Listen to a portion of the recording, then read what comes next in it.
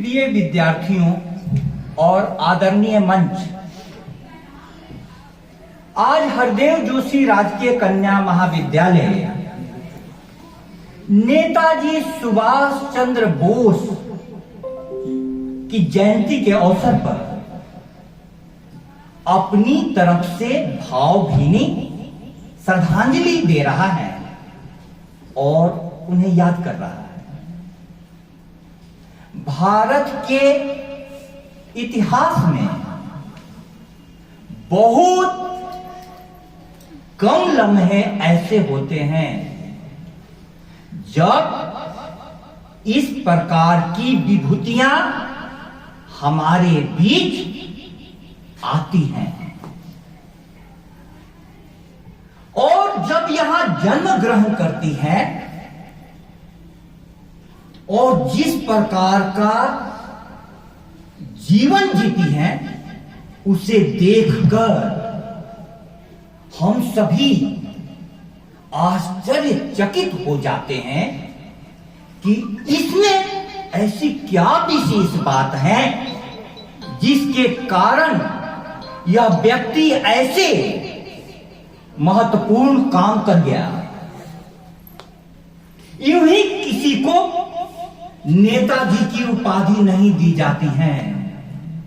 नेता का अर्थ है आगे ले जाने वाला। इतना प्रेम का संबोधन था यह नेताजी, आगे ले जाने वाला। आगे हम कैसे ले जाएंगे किसी को? उसके कई उपाय हैं।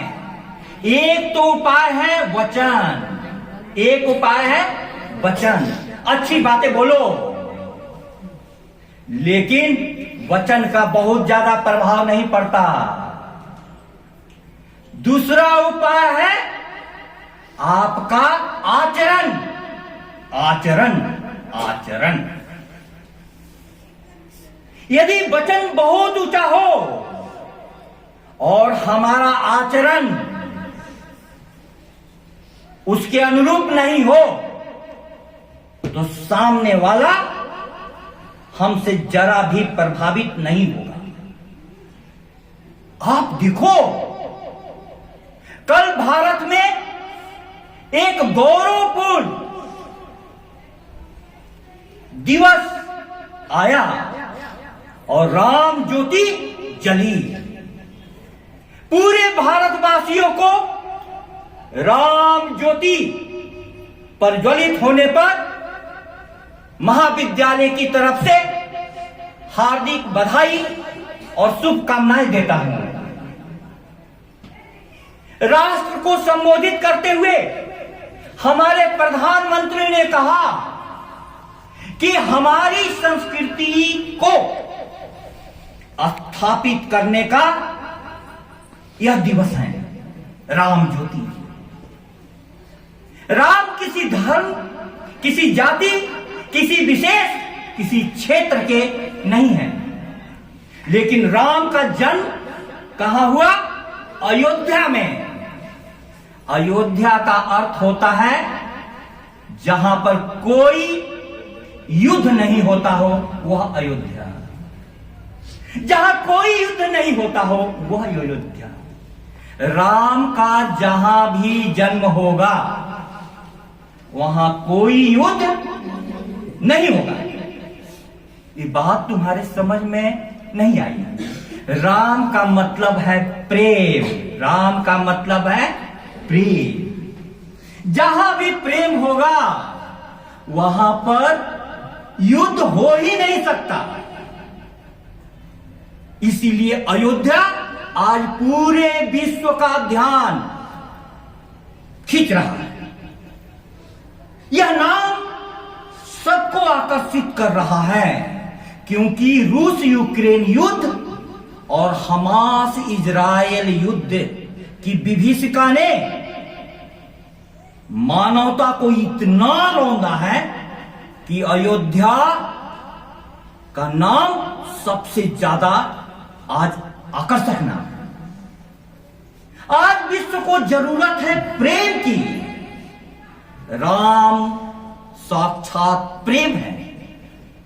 राम के प्रति प्रेम इतना ज्यादा कृष्ण की दीवानी मीरा को हो गया कि उन्होंने गाया क्या?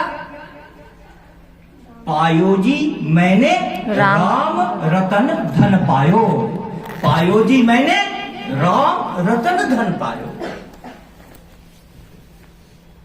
राम रूपी रतन का धन पाया मीरा ने। वह रतन था प्रेम। प्रेम हजारों साल पहले पैदा हुए कृष्ण प्रेम के कारण मीरा के जीवन में उतर आए और मीरा सड़कों पर नाची, सड़कों पर नाची। उसी प्रकार का प्रेम सुभाष चंद्र बोस के जीवन में उस समय उतरा जब वे आईसीएस की नौकरी पास कर गए। आईसीएस की परीक्षा सबसे बड़ी परीक्षा थी और वह परीक्षा भारत में नहीं होती थी। कहां होती थी? इंग्लैंड में। तुम्हें तो कॉलेज मिल रहा है घर का पास, तब तो वाटिका में समय जा रहा है। और यहां ऐसे थे सुभाष चंद्र बोस कि ब्रिटेन में परीक्षा हो तो वहां जाकर के टॉप कर जाते थे, वहां जाकर के टॉप कर जाते थे। अब आप सोचो, आईसीएस की परीक्षा पास करने के बाद शानो शौकत की नौकरी इंतजार कर रही थी, जीवन इंतजार कर रहा था कि आप जितनी बड़े पद का उपभोग कर सकते हैं कीजिए। लेकिन उस समय में सुभाष चंद्र बोस के हृदय में देश के प्रति प्रेम जाग गया, देश के प्रति प्रेम जाग गया। उन्होंने विरासतापूर्ण जीवन वाले फूलों को गले नहीं लगाया, उन्होंने मातृभूमि के प्रेम में कांटों का रास्ता चुना, कांटों का, कांटों का, कांटों का। देखो लोग कैसे होते हैं, दुनिया तो फूल चाहती है, कांटों से कौन मोहब्बत करता है। लेकिन सुभाष चंद्र बोस का जीवन देखो, तब तुमको लगेगा इस दुनिया में कुछ ऐसे दीवाने हुए हैं जो अपने देश के लिए, विवेकानंद ने मानवता के लिए कांटों का रास्ता था। यह कौन चमन परस्त गुजरा है इन राहों से, मैंने कांटों पे भी होठों के निशान देखे हैं, हमने कांटों पे भी होठों के निशान देखे हैं। महापुरुष बनने के लिए कांटों पर चलना पड़ता है। आप ये जानिए, राम ज्योति जलने का मतलब क्या है? आपके अंदर भी ऐसी ज्योति जले कि यदि किसी विशेष समय में आपको कहा जाए पिता द्वारा, परिवार द्वारा, राज्य द्वारा, राष्ट्र द्वारा कि आपको जंगल जाना है, आप सहर्ष राम की तरह जंगल की तरफ निकल जाइए। आप देखो हमारी संस्कृति क्या संदेश देती है। राम को तो वनवास हुआ था, सीता को तो नहीं हुआ था, लेकिन सीता ने कहा कि मैं, राम जंगल में रहे और मैं महल में रहूं, यह संभव नहीं है।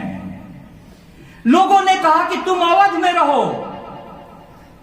सीता का जवाब सुनने लायक था, अवध कहां जहां राम निवास हो, मेरे लिए अवध वही है जहां राम है।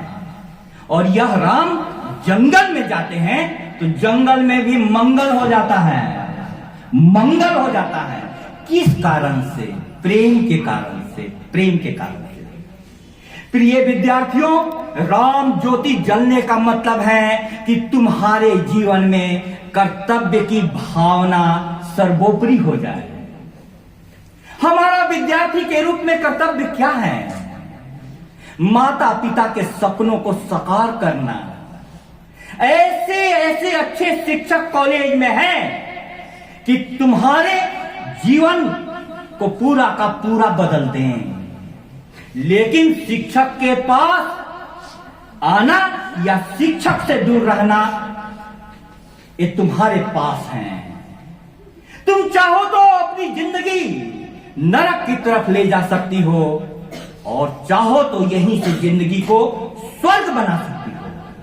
हमारे महाविद्यालय की बेटियां गोल्ड मेडलिस्ट हो रही हैं। 5 बेटियों ने यहां से स्वर्ण पदक अर्जित किया। सवाल उठता है तो आप क्यों नहीं? आप क्यों नहीं? एक फूल का खिल जाना ही उपवन का मधुमास नहीं है। बाहर घर का जगमग करना भीतर का उल्लास नहीं है। एक फूल खिला इसका मतलब कि माली बहुत अच्छा है, वो खाद पानी डाल रहा है, लेकिन दूसरा फूल नहीं खिला, दूसरा पौधा मुरझा गया, बीज का बीज रह गया। इसका मतलब क्या है? उसने पानी पीने से इनकार कर दिया। नहीं तो एक फूल खिले।